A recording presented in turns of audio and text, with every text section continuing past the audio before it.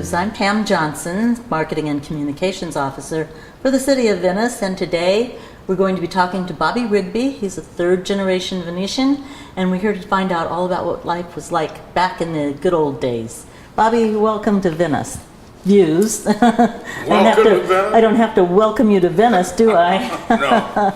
So your family came here in the 1800s? 1895. And who was that? My grandfather came with his new bride in a wagon from West Georgia. And where did they settle? Sarasota. Up in He opened Sarasota. a grocery store. Of course, he was a builder. He built the first jail in Sarasota for $300. And fisherman. On the old maps, it shows a place on 301, swinging by the bay, and it was called Rigby Point. And he kept all his fishing boats there. So, well, back then you had to do everything. He had a farm, and all the family members worked the farm as needed, and so that's how Sarasota got going. Mm-hmm. And so your dad, I presume, grew up in Sarasota? He did, and then when he and my mom got married, they moved to Nokomis. And was your mother from Sarasota as well? Well, she was from Evansville, Indiana. Matter of fact, there was a place east of Evansville called Oatsville. Oh. And that doesn't exist anymore. Oh, right. Anyhow, her father settled in Onika, and that's where she was raised. She was went to business school and learned to be a telephone operator where they used to plug the things in, make a call, and she did that. Oh. And how did she meet your dad then? Wow. I guess a Saturday night hay dance or something like that. I really don't know. What were your parents' names? What were your parents' names? Well, my mother's name was Pauline, and my dad's name was Robert Bruce Rigby Sr. I'm Robert Bruce Rigby Jr., and I have a son that's Robert Bruce Rigby III. So your parents moved down to Nokomis, and what did they do there? What year was that? Well, let's see. I believe they moved there in 1929, and my dad was a fisherman, commercial fisherman, and he would spend part of the year fishing out of Marco, where my oldest sister, Ruby, was born, on Marco Island. And she was born there in 28 or 29. And how many kids were in your family? In my family, 3. My sister Ruby, my sister Nell, and me. And so you all grew up in Nokomis, more or less. And what did you do for fun in Nokomis in those days? Played outside. Played. What kind of games? Well, my favorite game was jumping out of a tangerine tree in the yard and hollering Geronimo and using a small parachute my dad made for me. And my mom would get so tired of hearing Geronimo all day long that I would end up going with my dad to the U.S. Army Air Base here in Venice, where he worked as the supervisor of painting. And all the pilots trained here, not all of them, they're all over the state. And so all day long you could hear the machine guns practicing outside the Gulf. And occasionally I'd find a tow target or a tip tank from one of the planes or a unfired 50 caliber round in Bay Point in Nokomis. Oh boy, all the way over there. Yeah. Yeah. But they ranged all over the Gulf. Right. And then off of the south of Sharky's restaurant, there was a target base there, a big hill they put up. And out in the Gulf, there were 4 big, tall posts that the planes would line up on to come in on that target. And you'd hear them let go of those 50 caliber machines going all over the place. Oh, wow. Yeah. So I guess I have heard rumors that there are still a lot of, maybe some anyway, items from World War II training out there buried under the sand. Yeah, how'd you know that? So do you think that's true? Some, there's quite a bit. Yeah. I was there watching them. 3 of us. Well, one fellow's dead now, and the other one's living. But we reminisce about seeing all that, because the stuff that they were burying was brand new stuff. It packed in cosmoline. What is that? Cosmoline? Is that what you said? It's kind of a grease compound to wrap weapons in. And then they wrap it in a kind of a wax paper to keep from getting damaged or something. I see. You And don't they think brought anybody it came in back? by truckloads. Oh my goodness. You don't think anybody came back and got that stuff? Nobody ever did that I know of. I went on the trash pile, and back then it was common in World War II to have a gas mask. It had the canister on the end. And so I was so interested in the gas mask that I got 9 of them that day on my handlebars of my bike. So I thought I struck a gold mine. Do you still have them? Oh no. Oh. Well, those would be great artifacts to have in a museum. Well, the stuff's still there. Yeah. They don't disappear. So what else did you all do for? It's like a time capsule. Yeah. Just like that. One of these days, some people will go out there and start digging around. Yeah. Find it. Yeah. Interesting times back then. When my dad would take me down there, we had an old Packard, 39 Packard, and I would stand up in the front seat and going through that South MP gate. I'd throw up a salute to the guy. I was about 4 years old, and he'd salute me back. And that probably made you feel pretty important and grown up. Well, that was an impression I lied about World War II. Of course. Because there were people from other countries I hated with a passion. Right. I hated Germans. And one day, the army truck came over to the house. They were collecting medals. And I could see my tricycle going up on top of the truck. Oh, wow. And I became a German the next day. What were they taking your tricycle for? It was a metal drive. They needed Oh, metal. they needed All the metal. hangers Oh, in yeah. were made of wood. All the trusses and everything. Oh, yeah. There was no metal for that. Oh, yeah, because everything went to the war effort. Absolutely. And they went to every house and everything. Oh, my goodness. Pots, pans, didn't make any Oh, difference what my it was. goodness. And so did your family have a victory garden? We always had a garden. Because like when I was a kid hunting, we ate what I brought home. And my dad would only give me 3 shotgun shells a day. And I tried to make each one of them count.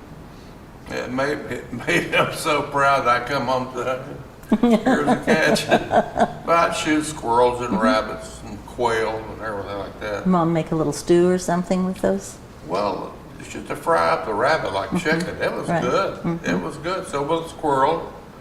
And my most favorite thing I bought was quail. I really love the quail. And what about school? Where'd you go to school? Well, first I started off at Laurel Elementary. And where was that? Where was that? Where the Hess station is in North Nokomis right now. Just north of the post office. And it was a 4-classroom and a cafeteria school. And fond memories of that. I went up and took pictures when they were tearing it down. That's where behind that school is where the Florida bluebirds. Oh, the scrub jays? Scrubbed. It was loaded with them. Really? I really hated to see them pick the scrubs down. Oh, yeah. So they're gone. Oh, yeah. They're gone. Yeah. As a matter of fact, I wrote a letter to one of the county commissioners about it. Never got a response. And when was that? Oh, a couple of years ago when the first time I raised sand was when they did the Hess station. they dug a big retention pond behind the head station. It was all sandy soil. It wasn't needed. And they took a bunch of oak scrub down Oh, there. right. It was terrible. And so where did you go to school after that? Went to Venice Nokomis High School in Nokomis, which is now a county park. How would you tell people today where it is, where it was? How would you tell people today where that was? Well, you don't find many people looking for it. But it's 1 block south of Colonial Lane, Okay, where the stoplight is in the middle of Nokomis. okay. And you were there through high school then? Well, I started the 5th grade there. There was a big building out back called a women's club, and did the 5th grade there. Then the 6th grade was an Army barracks next door to it. Oh, I see. And then you moved into the 7th grade was another Army barracks over by the main building. And when you went into 8th grade, you went to the other end of the Army barracks, and 9th grade you were in the school, the main building. Right. And so, and then you finished high school there. That was where you finished high school then, because that was the only high school, or no? I finished high school in Venice. Oh, did you? We were the first full year. Were you? Yeah. Yeah. Now So- there was a year that they moved kids over that graduated in '56, and they finished the last half of the year. I see. Then we went there in '57 and started there and That was the finished there. first full year of Yeah. seniors. We had a whole bunch of people. I bet you did. 52. Well, that's a pretty sizable class for a town of that size in the 50s. I don't think there was 3,000 people here, were there? After the war ended, Not too many? when they moved the army out, 220. Oh my in the goodness. whole area. Wow, that's incredible. So that was a really small town. It was tough back then because the income, the air base was gone. There weren't that many businesses here. Period. On Miami Avenue South, there weren't anything until you got down to the apartments where they built a hospital. There was nothing. Right. Well, a lot of that area was part of the Army base. No, I guess you all the way didn't to get the the Army hospital. base till you went on down the Rialto. Till you got the last street where the car wash is. Oh, right, okay. And San that's Marco. where the first MP gate was. And the second was down by the, what's that, Laura? Oh, the Boones? The Boones? Yeah. Down there? That was the building second gate. they're in. That went in the other half of the base. So the area of the Army Air Base was then from San Marco south, Yeah. pretty much the Yeah. whole area. And everything south of that was Army Air Base. I mean, right out to the Gulf. So what happened, so what were some of the things that kids liked to do in high school? The only thing to do was go to the beach. That was the only entertainment. Or go out to Snook Haven. But that was too far of a trip. When I was in Boy Scouts, we met at the KMI building gymnasium. And we would hike from there out to the river and spend a weekend. Oh, that's a pretty and long hike hike. back. It's Yeah, about it 10 is. miles, right? Oh, I had at least Yeah. 10 miles. So the KMI gym is now the Venice Theater, right? Yes. So that's where your But Boy Scout Venice troop, Theater was at the air base and, Right. and one of the workshops out there. right? And there's some people that did a lot of work to bring it to where it is today. For sure. Yeah. And so what are some of your other memories from school? What'd you do out on the beach? You had bonfires and just sat You around don't and... want to know. Okay. Now, we'd go down to Catherine Beach and have bonfires and party, swim, whatever. But it sounds like fun, though. I mean, even though it was a simple life and Oh, yeah. you didn't have a lot of material Well, things, seems like it might have been Kids kind of fun. nowadays have different influences. And we did not do drugs at all. There was no such thing back then. I heard that one time that Gene Krupa, one of the big bands, was arrested for marijuana. And I didn't really understand what marijuana was. And, You were kind of nicely protected here in this small town. well, there was no market for it. Well, I've often heard that everybody's mother was everybody's mother because Oh. you kids went out on the street and everybody's mom knew what was going on and Absolutely. who they were and what was going on. Absolutely. And if you got in trouble in school, that punishment there was nothing compared to the punishment you get when you got home. I mean, nothing. Those were I got days. one spank in school from Mr. J.B. Roberts, 4th grade. And I felt so bad about hurting his feelings that he felt as bad. But he gave me 3 racks with his ruler. And I cried and cried about having him to have to do that. Yeah, kids have a little different attitude today, probably. Yeah, well, I don't think they do corporal punishment anymore. Oh, do they? no. Well, I wish they'd get a hold of my mom. She would whack me with anything she could find. I think a lot of parents that was the norm back then. Oh, yeah. Yeah, that's made you behave, too. But we had so much respect for our teachers that you would go out of your way to prevent Yeah, causing a stir, trouble, anything like that. yeah. So as you got out of school, then what happened? What'd you do? Well, I got a job with an engineering firm. Before that, excuse me, I started working first at Worrell's Funeral Home Okay. on Miami Avenue. They had a ambulance service, and we'd have funerals there as well. And in between time, we'd cut up. One time, Gary Bell, you remember Gary? I don't think so. Well, he worked at the funeral home. Bill Ballard, Gary Bell, and myself. And then Earl and Irene Rawl. And their little daughter, Early, she's not a little down. But when we didn't have anything to do besides washing the cars and mowing the grass, we would devise pranks and everything. And one day, we had those surgical gloves that were made then out of latex. And we had a big tank of helium delivered to us by mistake. We also had an oxygen servant. And Gary and I took that helium and blew up one of those latex gloves. And it was about that big around. The fingers were like that long and that big around. It was a time during the flying saucers. Oh, right. And everybody was always looking up and everything. So we blew that up, and it was so big, it was unreal. And we made a fuse. I had some firecrackers, big ones. And we made a fuse out of a cigarette. And we timed how long it would take to burn down. So we set it up, and I went over by the old landing strip, which is at the north end of the high school. I got out of the car, tested the wind, lit the cigarette, and hauled back to Venice.